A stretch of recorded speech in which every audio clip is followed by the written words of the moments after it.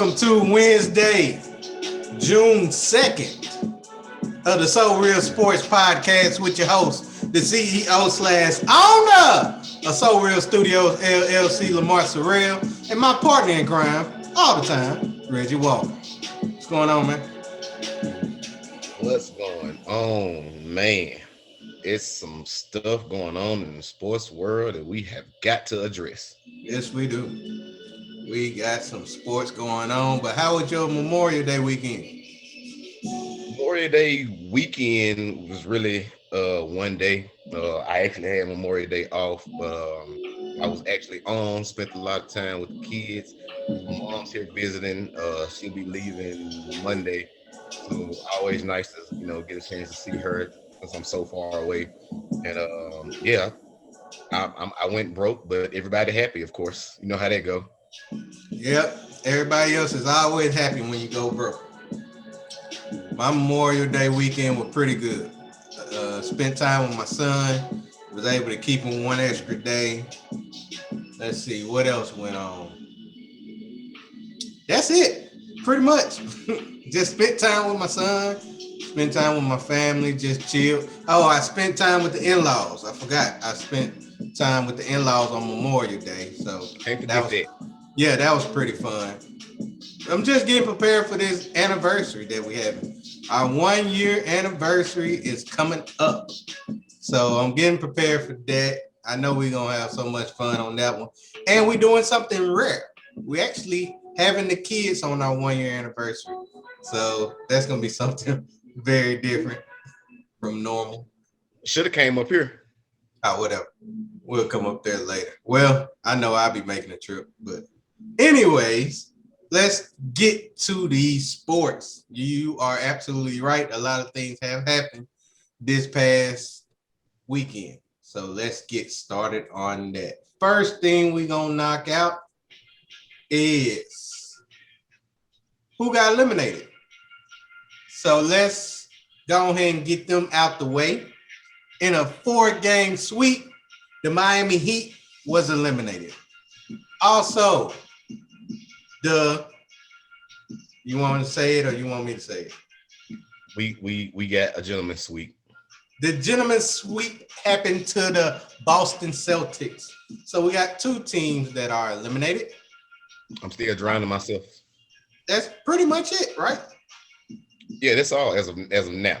As of now, we still have some games that could end. Right now, we got the Washington Wizards taking on the 76ers, in which the 76ers are winning by 9 in the fourth quarter. So that's possibly the last game because the 76ers are up 3-1 in the series. Also, we have the New York Knicks taking on the Atlanta Hawks, in which the Hawks are winning by 9 in the third quarter. Well, halfway in the third quarter, in which that can be a series ender because the Hawks are up 3-1. We also got the Memphis Grizzlies taking on the Utah Jazz tonight. Utah is up 3-1 in the series, and the Clippers found a way to tie the series 2-2 after losing the first 2 games at home. So we got game 5 coming up on that. But we don't need to talk about that. Let's talk about what happened last night. And no, not about your Boston Celtics. I really want to talk about the Denver Nuggets versus the Portland Blazers, in which Dame had an incredible night. I ain't never seen a night like that in my life. Like, for real. Was it 12 threes? 12 threes. 2 of them was clutch threes, in which it tied the game to send them to overtime and double overtime. He scored all the points except 2 in the both overtimes. That's the reason why they lost. He didn't have no help. But we ain't going to discuss about that. We're going to discuss about these LA Lakers, in which they are down 3-2 to the Phoenix Suns. Yes, we know that AD is out. But LeBron James did not do enough to keep his team even close to winning this ball game. They lost by 30, 115-85. So now they're down 3-2. Reggie, will the Lakers come back and win this series?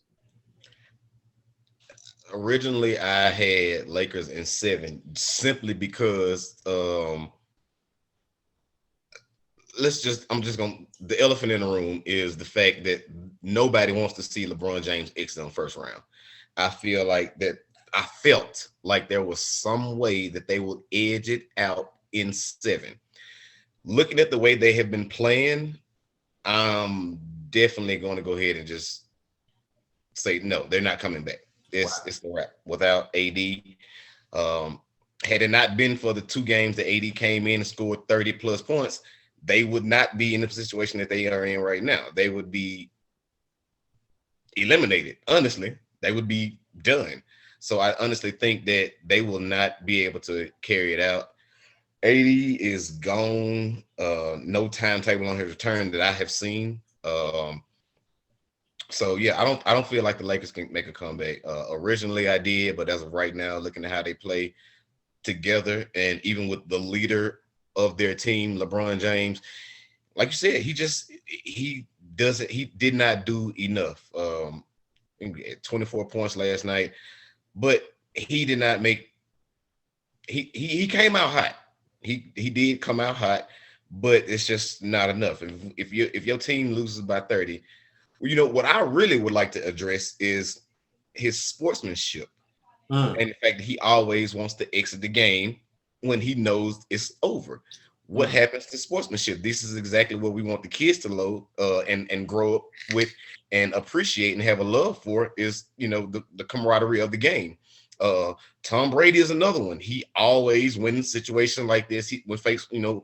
When playing a good team and then he messes around and loses, it's like, I don't feel like I can shake somebody's hand. That's not good. That's not good for the culture of basketball. It's not good for our youth. It takes so much away from the game because you didn't see this in days of Penny Hardaway. You didn't see this in days of Michael Jordan. You didn't see this in days of LeBron's earlier tenure. Like, this is just become a recent thing from him. I don't like it, but I mean, it's not like he's going to get fined for it. He didn't even get fined and or suspended for violating COVID protocol. So, like, I mean, obviously the league has some type of upper echelon to where he's exempt from a lot of things, but I digress on that, and I'm just gonna stick with saying that LA will not come back. They will be eliminated. Okay. Very strong points, very good points, especially to the point that when LeBron James left with a little bit over 5 minutes left in the fourth quarter, in which his coach, Frank Vogel, said that he was getting treatment. Only question is there a timetable for treatment? Because I could have sworn that he did not play a single second in the fourth quarter, so he could have left early in the fourth quarter and do the same treatment that he did. Very well could have. But, I mean, that's just another topic for another day. Back to the main topic. Will the Lakers come back and win? I hate the Lakers. I want to address that. I am a Laker hater, okay? Not a LeBron hater. I haven't liked the Lakers since 1998 when my father is a Lakers fan and he told me I can pick a team. So I decided to pick the Twin Towers, in which they are the San Antonio Spurs, and the Spurs are a rival of the Lakers. So that's mainly the reason why I don't like the Lakers. Also, I don't like the Lakers because my daddy brags about them so much and it gets on my nerve. But that's another point. Might I add this? Me being a Boston Celtic fan, the rivalry of us. You went back to 98. I'm gonna go to 99. Because before that I wasn't a Bulls fan, but of course I favored Michael Jordan. Right. Penny Hardaway was my favorite player and still is to this day. Had it not been for injuries, I think he would have gone a lot further than what he did go. That's true. But there's a certain name that I'm sure you're familiar with, Antoine Walker, from University of Kentucky, our team, and got drafted to the Celtics. That made me continue to watch, because I was watching college a lot before NBA. So just because of the March Madness and everything that came with it, it was just it was so much more exciting. Just like with college football, it's much more exciting. So I've been a Celtic fan since '99 and seeing Antoine Walker go out there and do his thing. Yeah, I like when Antoine Walker and Paul Pierce, they was a good tandem for a short period of time. I really liked that team. But I was a Spurs fan. So this is not being biased. Well, it's definitely not being biased. To you, it's not being biased either. It's just the fact that based off your opinion, based off how they've been playing, you don't see them making it. Right. I look at it different. Game 6 is in LA, and I do not see LeBron James losing in the first round at home on Game 6, in which that means I'm picking the Lakers to win Game 6, which brings us to a Game 7. Now, if anybody knows anything about LeBron, LeBron has not lost a first-round series at any time of his career. Also, he is known for being a beast in Game 7s. So, with that being said, I have the Suns winning in 7. Now, let me explain. The reason why I got the Suns winning in 7 is because LeBron James has finally had Father Time tap him on the shoulders. Now, everybody been talking about how bad LeBron has been playing in year 18 or year 17, how great he been playing, averaging 25 points a game, still can give you 6 assists, 6 rebounds. It may be 7. LeBron fans, they know more about them numbers than me. I just know that as you look at the series, not one time has LeBron James scored over 30. The highest he done ever scored was last night, 24 points. He has scored a 18. He done scored a 22. He done scored a 23. He scored a 24 in this last game. So LeBron James is not being a beast in which people think he being a beast. Yes, he went 6 of 10 from 3. But most of those points came in the third quarter in which they was already down by 30. So if you want to count those are pretty much garbage points in which it wasn't going to matter how many shots he hit during that time. I do feel like that LeBron would not lose Game 6 because it is LeBron James and being that it is at home. Now, Game 7 makes a whole different story because now it's back in Phoenix and we don't know if AD will come back. As of now, I do not even know if he's going to play in Game 6. But even if he don't play Game 6, I don't see them winning. Game 7 is a whole different story. And with all that coming in together and how terrible his teammates is, matter of fact, he the main reason why he got these teammates. He could have kept Danny Green, in which Danny Green is shooting lights out for the 76ers, who's going to move on to the second round. He could have kept Dwight Howard, who was on the 76ers right now and still putting up decent numbers. Pretty much the same he doing last year. He could have kept Rondo, in which he's with the Clippers right now, and their series is tied 2-2 at home. But no, he wanted a 6-man player of the year in Montrezl Harrell, in which we haven't seen this whole series besides probably 5 minutes. Dennis Schroeder, who is a 6-man top 3 candidate, in which he was balling with the Thunder. And guess what? He goes to the Lakers. Didn't even score a single point last night. Andre Drummond. They prayed for Andre Drummond because of the fact that LaMarcus Aldridge went to the Nets and the fact that Blake Griffin went to the Nets. He actually had a decent game. He had 13 rebounds and 7 points. But, I mean, that's what you're going to expect from him. You can't get that much from him. Right. Marc Gasol. You got Marc Gasol. You wanted Marc Gasol so bad. How many points he put up? 5. How many rebounds? 3. That's terrible points. That's terrible numbers. Terrible numbers. So well, let's dismiss the fact that he's probably in his last year. Yeah, but he got a ring. And he wanted him over JaVale McGee, who playing for the Denver Nuggets right now, and his team is up 3-2. So I just gave you 3 replacements in which they are terrible, and the 3 people that been replaced are actually moving on to the second round. So, all that being said, Suns got them in 7. Sorry, Lakers. LeBron, you finally finna lose a first round series. No excuses. Oh, of course, no excuses. No excuses whatsoever. Not from actual basketball fans, but from LeBron fans. LeBron fans, oh, he don't have enough help yet again. I don't know how many times in his career in which he never has enough help. Right. It's ridiculous. Well, that'll be enough for basketball. It'll never end. That'll be enough for basketball. Let's go on to football. And speaking of football, let's talk about the New Orleans Saints.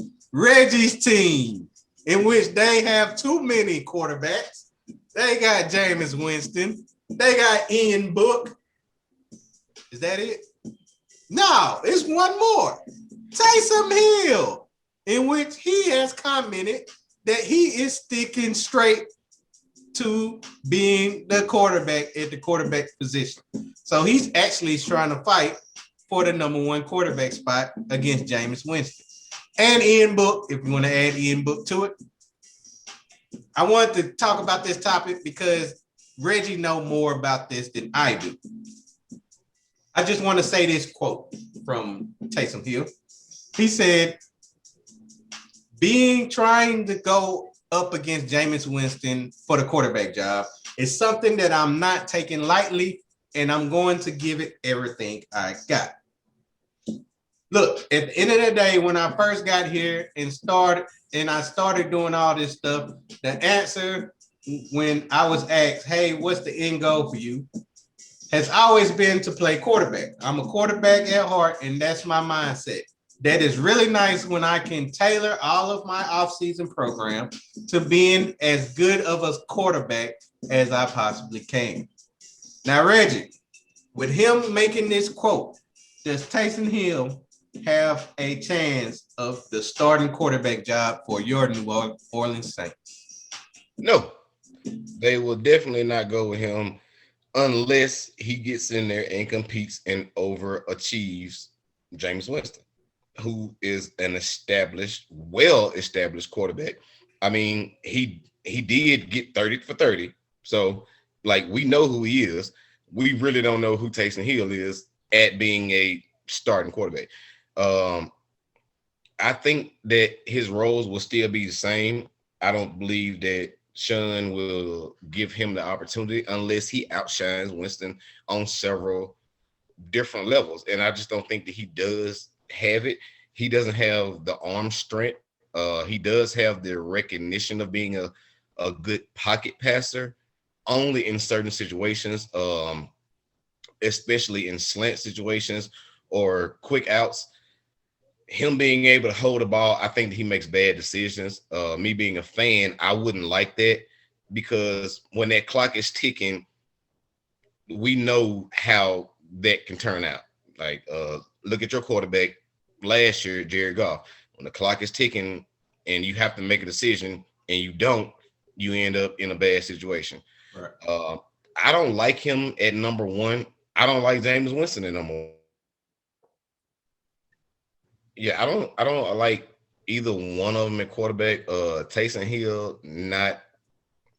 I don't see him doing a 17 game start. I think he would still be utilized at the same measure as how he was with Drew Brees, with Taysom, with Jameis Winston at starting quarterback. Ian will probably just sit back and we'll analyze how this season goes. We will have a preseason this year. So, yeah, 3 games. But this will, get him the time that he needs, the game speed that he needs to at least learn some things. And I like that because I actually like him as a quarterback. But I think that as of right now, the situation is, and from how Sean Payton looking at it, is that Jameis Winston will be our number 1 guy. Unless, like I said, Taysom Hill goes in there and balls. Like he got a ball. He got a ball. Like I never really liked Winston. I liked him in Florida. Didn't like him when he hit the league. Didn't like him before he hit the league with the whole crab leg thing. But that's here or there. I just think that, I can't say we're rebuilding, but we are rebuilding. And Taysom Hill, I applaud him for what he has done. He's been good. He's shown that he can step up to the plate when time calls for him to do it. But overall, I don't think that he will get the starting. He won't get that starting quarterback job. Okay. Well, going back to what you said about James Winston, crab legs, I believe that the best state that has the best crab legs is Louisiana, and he is in New Orleans. Yeah. So he's pretty much getting full off that. But that's besides the point. The point of the matter is that I believe that Taysom Hill has a chance of getting that starting job. And for one reason and one reason only, Sean Payton. Sean Payton has made a promise to this man that whenever Drew Brees either retires or is injured, that he will give Taysom Hill a chance. He did not give him a chance when Drew Brees got hurt. He basically gave him a slim chance in which he took, 2 or 3 games. He definitely didn't give Jameis Winston a chance. I feel like it'll be the same way this year. Taysom Hill will find a way to be better in the training camp and preseason, in which he will end up being the starting quarterback. Now, for me, I feel like that Jameis Winston is the better quarterback to start, but it's not my decision. It is Sean Payton's decision. And I feel like Sean Payton's decision relies more on Taysom Hill than Jameis Winston. Because one thing he does not like about a quarterback is the fact of that quarterback turning over the ball. And that's one thing in which you said for 30, Jameis Winston is known for doing, turning over the ball. Taysom Hill, he won't turn over the ball as much, but he won't make as much plays that Jameis Winston would do. But can he get better? Yes. Is he too old? Yeah, kind of. But overall, especially with the pay that you're giving him, you're only giving Jameis Winston, $5 million this year? But you're giving Taysom Hill $16 million for the next 2 years. So with the pay and the fact that he made the promise, I believe that Taysom Hill will be your starting quarterback week 1 against, I don't know who y'all playing. Cowboys. Oh, y'all playing the Cowboys? I'm playing. I'm like, y'all playing the Cowboys, man. I can't wait. No, but we are playing them this year. We are playing. Y'all playing them this year at home, right? Yeah, in New Orleans. Yeah. But I gotta disagree because going back to a statement that Sean Payton said, he felt like Jameis Winston was an exceptional quarterback to succeed Drew Brees. Mm-hmm. Like those were his words. So I'm thinking that just encouraging has nothing to do with him being the number 1 quarterback. It can be encouraging, but at the same time, what really has Taysom Hill done to solidify that promise? And he's done a lot, but it's not mainly at the quarterback position. Exactly. So that's why he's getting paid as much, because he can do so much. But he just said that he is sticking straight to quarterback. So he's not going to do that stuff that he was doing before. He wants to be a quarterback. Just like Tebow wanted to be a quarterback. Now he's a tight end. He gave up. He got desperate. And now he's a tight end for your Jacksonville Jaguars. He should have stuck to preaching. I didn't know he was preaching. He should have stuck to baseball, because that's the only thing. That's the only hit he gonna actually get in life when it comes to sports. But, well, you said Taysom ain't gonna do it. I believe he can. We shall see on that. Now let's go to the last topic. Yeah, we got OTAs coming up, man. Yeah, OTAs is not that far away. And I'm liking, well, according to what I've been seeing, I liking the connection between both Matthew Stafford and Cooper Kupp. Be looking forward to that. Oh yeah, we out of the running for Julio Jones. I didn't really think that we would get him anyway, but it was just nice to actually try. Yeah, I think he gonna stay in the division, honestly. So where are you gonna go if you stay in the division? Carolina. Ha! Woo! He go to Carolina, boy. Y'all gonna be in trouble. Y'all gonna be in trouble. Woo! I mean, I'm not really upset though, because I mean, we are 4-time division winners. Yeah, but y'all won't be 5 if he go to Carolina. Y'all will be in third. Y'all be in third place in the division if he go there. I'm telling you, Sam Darnold gonna have some weapons. It's gonna be something to see. It's definitely gonna be something to see. All right, so let's get to the last topic, in which we have been doing every Wednesday, except for last Wednesday when we missed. We have been talking about the over-under predictions for every division. We have done the NFC North. We have done the NFC South. We done my NFC West. Now let's go to the NFC East. You had it right. In which we got the Dallas Cowboys. We got the New York Football Giants. We got the Philadelphia Eagles and the Washington Football Team. Still haven't had a name. We finna give you the over and under predictions for these teams. That's their name. Their name is the Washington. They said they actually have a name, but they haven't released the name yet. So until then, they're still the Washington Football Team. All right, football team. All right, let's get to it. Now let's start with those Dallas Cowboys. The over under is at 9.5. We got Dak Prescott making a return back. We also have their high explosive offense, in which they got Dak. They got Zeke. They got who they got? Amari Cooper. I can't think of Amari Cooper because he was so trash last year. They got CD Lamb. They got Michael Gallup. They got Dallas Goedert. Not Dallas Goedert. No. Fucking was Jalen. Not Jalen Smith. It is Jalen Smith. Jalen Smith, yeah. There. He got Jalen Smith. Who is they tight end? There they go. They let Schultz. Tacos go. They got Schultz as a tight end. I remember that. They don't have Jason Witten no more.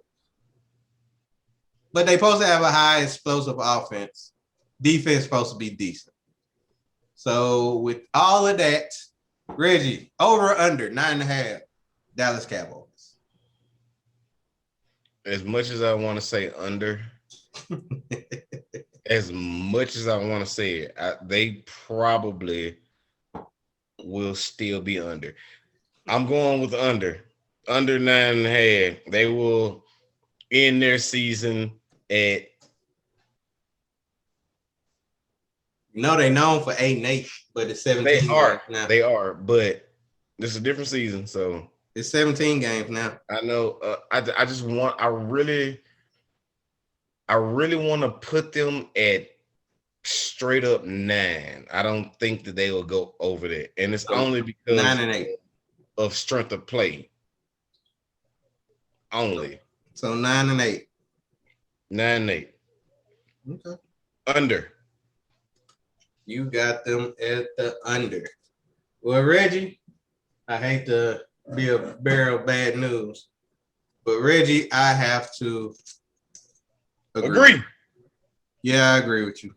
Under exactly at 9. So I'm right there with you. Exactly at 9. Sound So good. give me the under for them. Now let's go to these Giants, man. Let's go to these New York Football Giants. Their over-under is at 7.5. Now they do got some offensive weapons for your boy Daniel Jones. They got your boy coming back.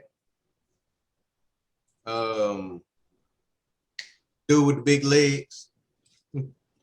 I can't believe I don't remember these people. Saquon Barkley. You are absolutely right. They also picked up a wide receiver in Kadarius Toney. Then they picked up Kenny Golladay. Don't forget about that. They got John Walls. They got Kyle Rudolph.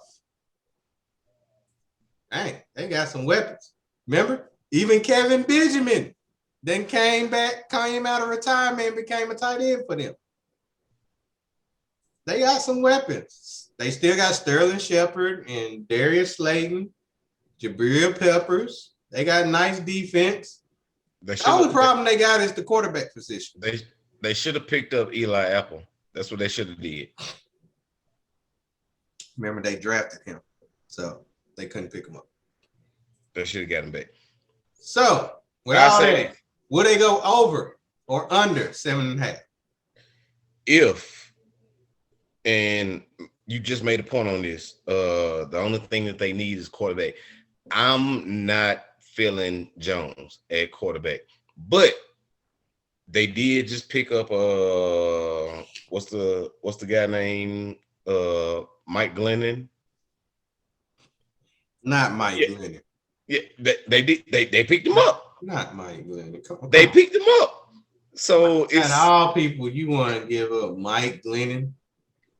They picked him up. When last time you heard Mike Glennon and you were like, oh man, he's good? When last time you heard Daniel Jones and he was like, oh man, that dude good? Well, I always heard he got potential. I ain't never heard Mike Glennon got potential. Not even. But here again, that's almost like Denver in that situation. It's terrible at the quarterback situation right now. I don't know. Now, I ain't going to sit there. Daniel Jones is way better than what? Drew Lock? Yeah, Drew Lock. Yeah, he's better than him. You're terrible tonight. Come on. No, Drew Lock is terrible tonight. I mean, Drew Lock is terrible. Like they trying to find some way to get rid of that man, but they can't find a way to get rid of him. I'm sorry. I pick Daniel Jones over Drew Lock any day. Well, but I see what you're saying, though. I do see what you're saying. But yeah, I mean, they need a consistent quarterback. Daniel Jones, I don't think is that guy. He came in promising. I think that he still is promising. Probably not in their scheme of play, but I mean, he got a battle for that spot. Mike Glennon, I mean, has to battle for that spot. I still think they're gonna give it to Jones. Just give him one more year to see what he's made of. But back to the topic. The topic is: are they going to be over or under 7.5? I believe that the Giants will be over 7.5, regardless of the quarterback, because the defense is still there. They still have receivers. They still have tight ends. They still have people that can catch the ball and make plays. They still have what's the running back name? I just said his name's Barkley. Barkley. Yep. He still can catch out the backfield and pick up, short yardage plays. I think that if they utilize him more, if the quarterback, whoever it is, gets in trouble, then yeah, you got a possibility to edge that 7.5 in the NFC East. I mean, you meant that. Yeah, I'm gonna say depending on the quarterback, they will go over. Well, I'm gonna have to agree with you, but not for the same reasons. The main reason why I feel like I'm gonna pick the over is just because of the fact that I really do feel like that this division will be better this year. And one of the main reasons for this division to be better is with the Giants being that good. I believe Daniel Jones will have a good season. He won't have no MVP season, in which that ain't what they need to have him to do. He just got to be decent. He got to be something like a Baker Mayfield type. Don't need to do too much, just need to do enough. And I feel like Daniel Jones can do that. Now, he definitely needs to eliminate his turnovers because he is terrible when it comes to holding the ball. He will fumble that ball in a heartbeat once you sack him. Now, that's a big problem. But besides that, I really love their team. I love the weapons that he got. He got 4 good wide receivers. Kenny Golladay. You got Evan Ingram. You still got Darius Slayton and Sterling Shepard. And then they picked up a wide receiver in the draft. So they got the weapons. That's not the problem. Also, they got Cal Rudolph. You know a lot about Cal Rudolph. You're a huge fan of Cal Rudolph. Take that right. First of all, let's go back to the Evan Ingram thing. He is not a sufficient weapon. He could be. Could be. He was good at, what was it, Ole Miss, Mississippi State? Who, Evan Ingram? I think it was Ole Miss. Probably. Yeah, he was reliable there. He hasn't showed me anything yet. And this is his, I think, coming up on third year. But they got a backup, though. They got a backup tight end. Not good enough. Man, you killing me. You are killing me. I don't see Evan Ingram will not. First of all, he not Hall of Fame. Second of all, he not even top. Said nobody even said he was Hall of Fame. I don't see him being a reliable weapon for Daniel Jones. Mainly because of Daniel Jones, right? Yeah, mainly because I just don't see the consistency with Jones as of right now. Any Giants fan will tell you that they don't really like Jones. Okay. All right. So we still both pick over. So that's all that matters on that one. Let's move on to the Eagles. Philadelphia Eagles. Philadelphia Eagles right now are at a 6.5. Man, they are not giving love to your boy Jalen Hurts. But they still got Jalen Hurts. They got Zach Ertz. They got some decent weapons. I mean, their defense is okay. They still got Fletcher Cox. They got Joe Flacco as backup. Which is the point that I was going to make. They got Dallas Goedert, Javon Hargrave as defensive tackle. Why did you even bring up Goddard's name? What? Goddard is good whenever Zach Ertz ain't playing. That's the reason why they've been trying to trade him. Ryan Kerrigan. I like Kerrigan. Rodney McLeod, former Ram. Jamie Newman. That's that quarterback that they picked up in the draft. They picked up that quarterback from Wake Forest. So if your boy ain't doing too good, I don't know about Flacco. And Miles Sanders, he ended up getting better towards the end of the season. So with all this being said, Reggie, will they be over or under 6.5? If they go with Flacco, under 6.5. You said if they go with Flacco? If they go with Flacco, under.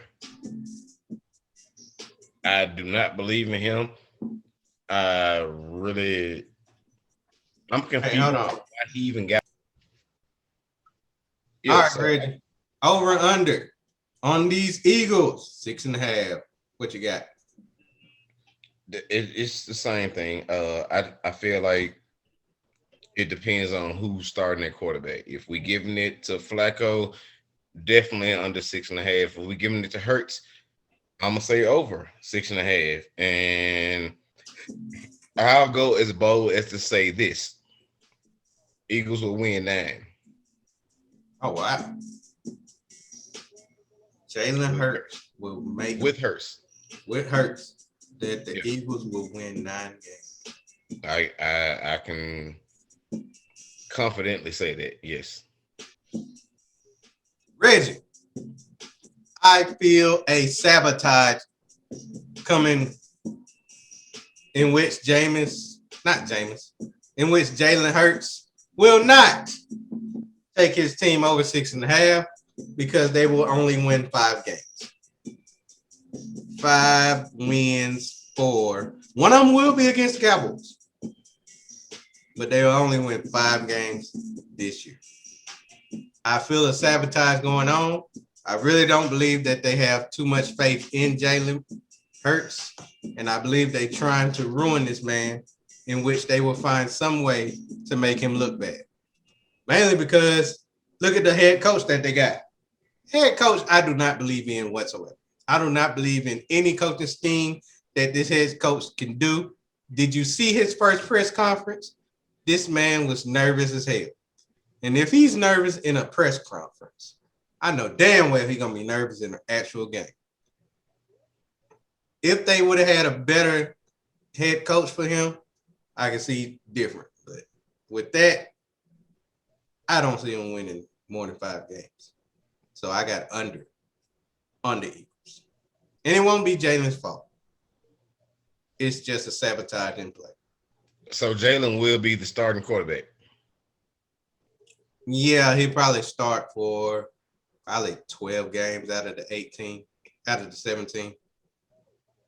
And then towards the end, they'll give it to Flacco based off sabotage.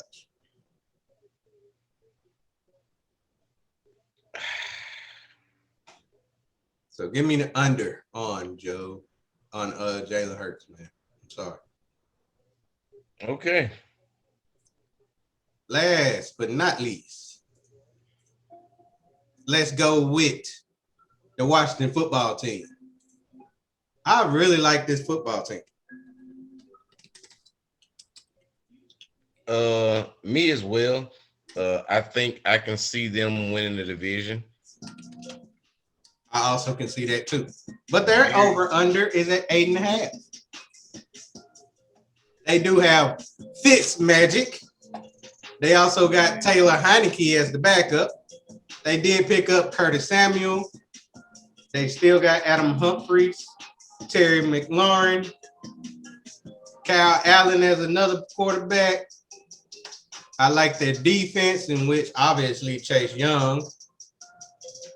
I like David Mayo, linebacker from the New England Patriots. Landon Collins. Oh, they got Lamar Miller too. That's pretty nice. Montrez Sweat, Jonathan Allen, Kendall Fuller, Ricky Seals-Jones as a tight end, J.D. McKissick as a backup running back. I really like this team. John Bostic. This team is pretty decent. And trust me, it wasn't no fluke that they won the division last year. They just did that with Alex Smith as the quarterback. And you know how hurt he always is. So Reggie, 8.5 over under. I'm going over. So them and the Cowboys will probably Tie.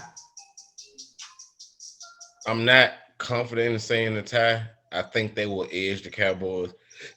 And it's probably just my hate for the Cowboys that's speaking that right now.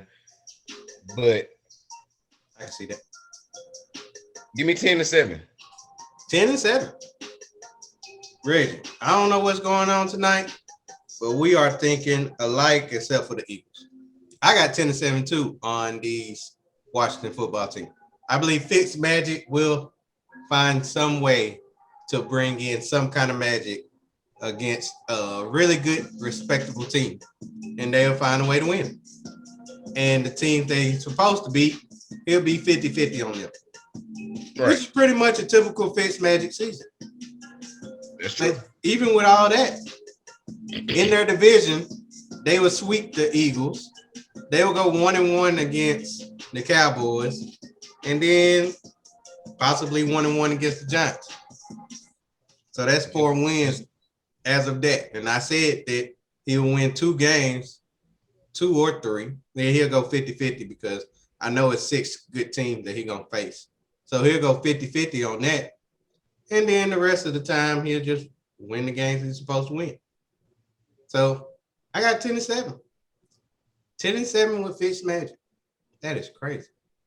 Even if Fitzmagic find a way to get hurt, I really like what Taylor Heineke did in the playoffs. Even though it's 1 game, Taylor Heineke balled out. Matter of fact, he probably played the best against the Buccaneers than anybody else in the playoffs. And what he did that 1 game solidified him at least being a backup or possibly a future starter. I can see that. I can see that. All right. But I like the fact that we did pretty much agree on everything except for the Eagles. I just do not see the Eagles coming in under what you said, 5 games. Yeah, I said 5 wins. They'll go 5-12. Yeah, I don't see that. It's just based But off it very well sabotage. could happen. It's based off sabotage, man. Okay. All right. We down to your last segment, in which this is Wednesday. So, Reggie, you have the floor. Do you want music on or off? Give me music, man, because I feel like it's kind of electrifying tonight. What kind of music? You want your intro music? Yeah, I would love that. You know how much I love that. I can almost freestyle to it. There you go. All right. The floor is yours, Reggie. Take it away. All right. So tonight, for my segment, I would like to address the Boston Celtics. My Boston Celtics in the release, the stepping down of Danny Ainge.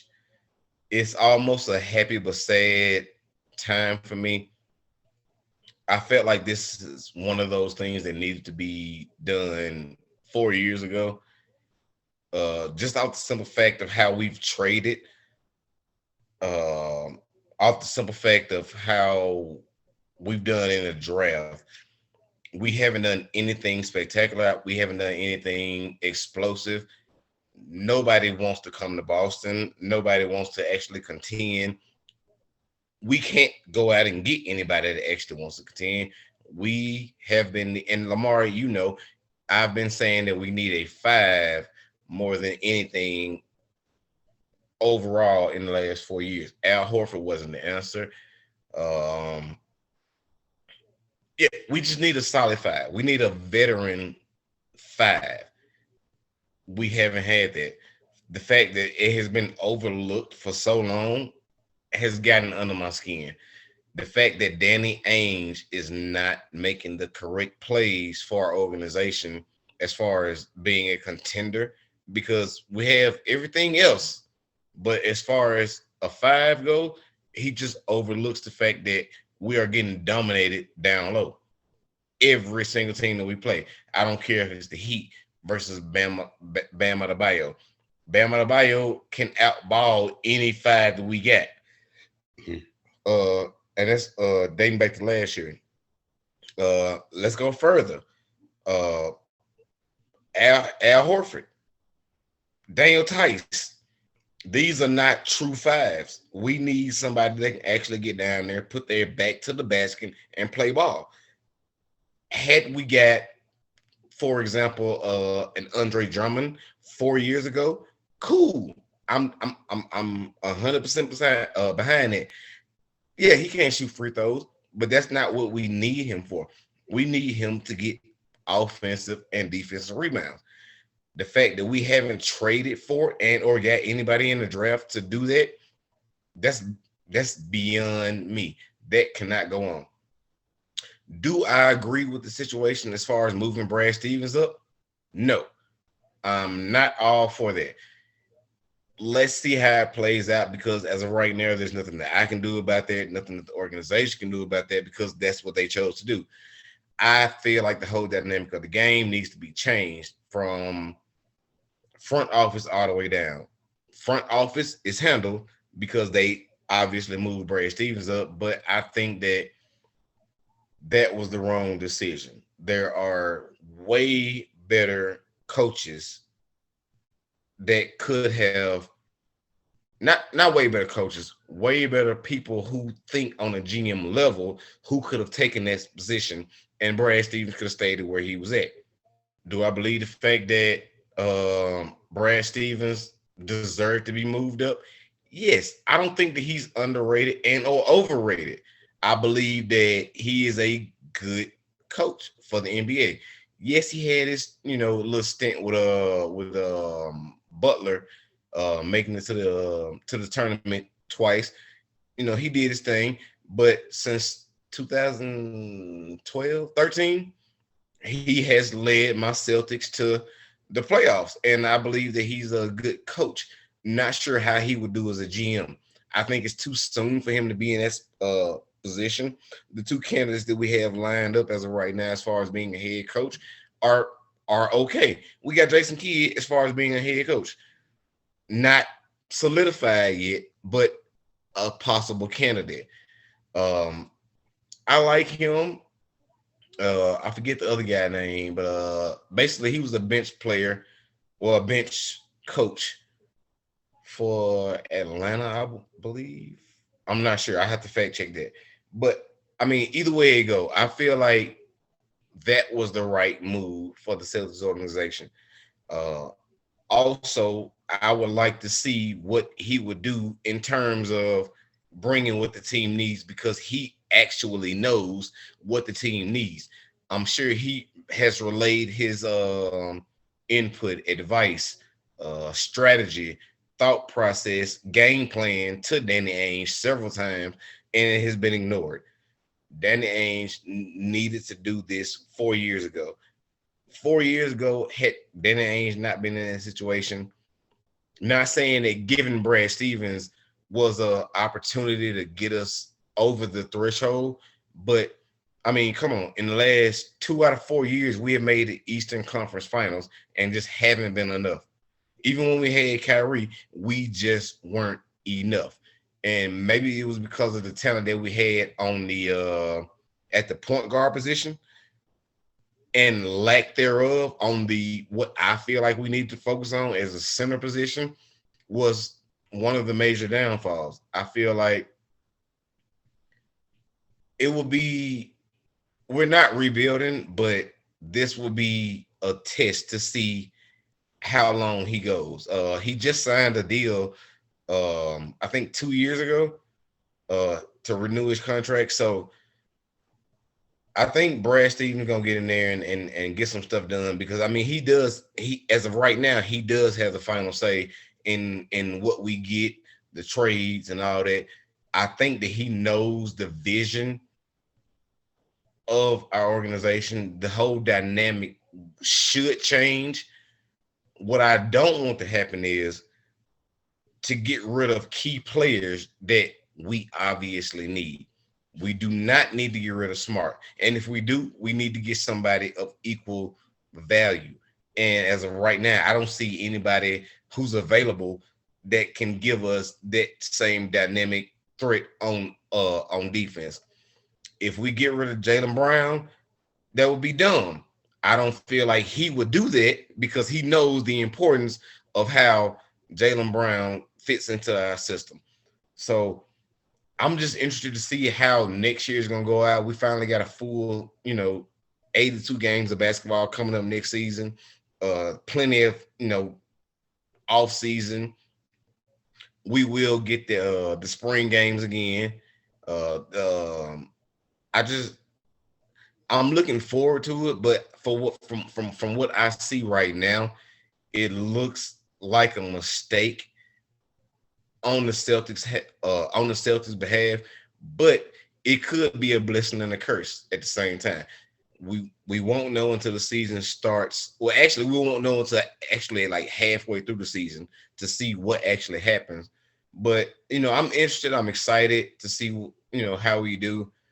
Uh, but I will say this, and this is for all y'all Celtics fans, including myself. If we do not make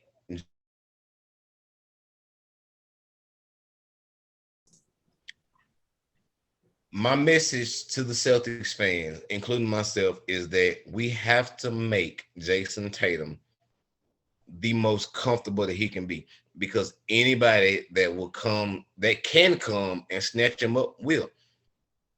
He's been a part of a not winning franchise, but almost winning franchise.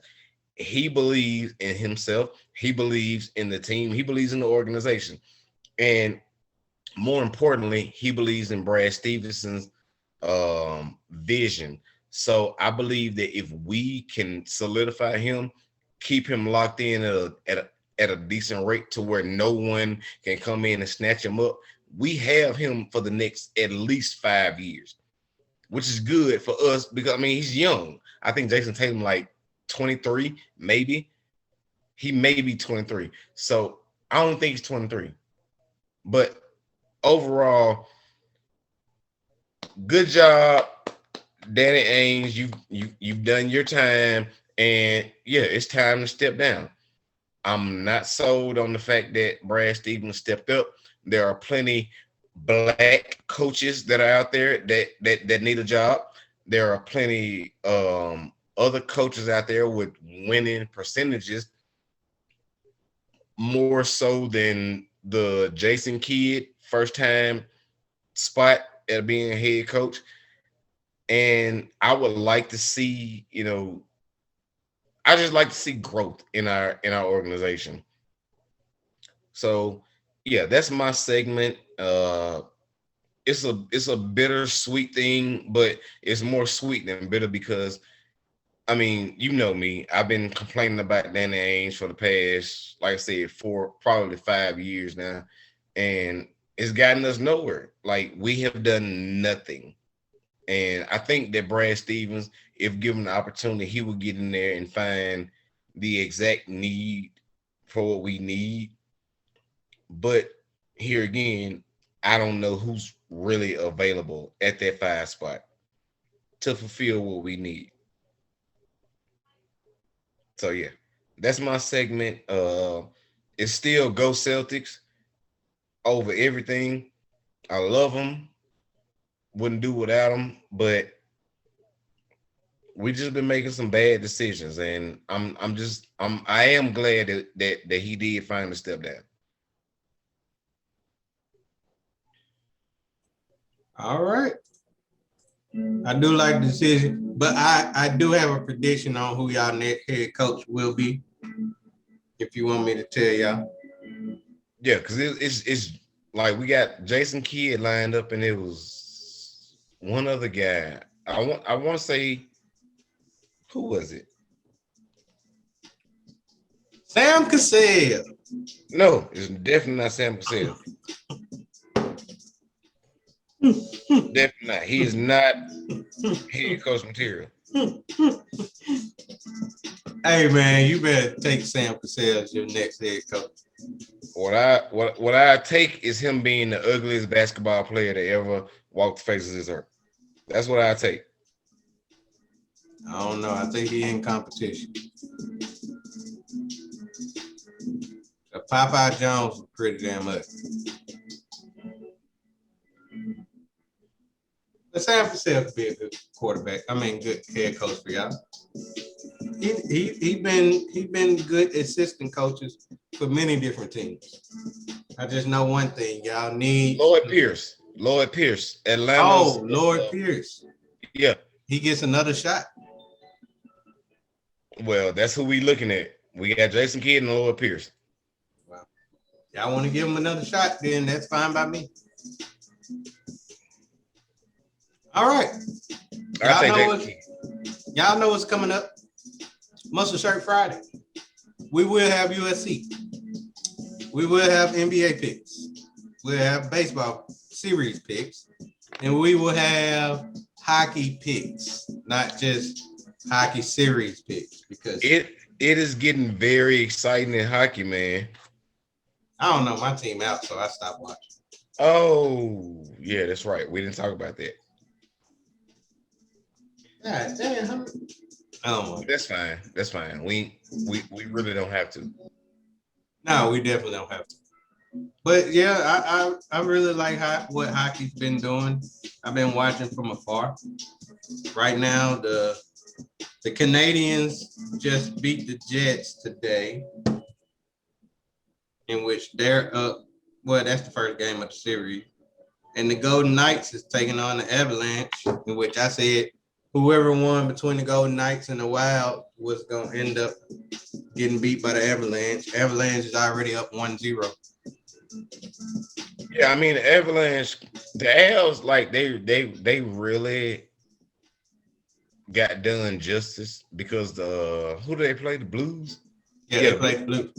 Yeah. Their team got COVID. So like that sweep, I think really did it for them. I mean, they ain't played nobody. They really haven't. The Golden Knights is good. They up 1. Yeah. And they could be up 2 by the end of the night. They could be. We will touch bases on that Friday. All right. Muscle Shirt Friday. Let's go Bruins. Muscle Shirt Friday.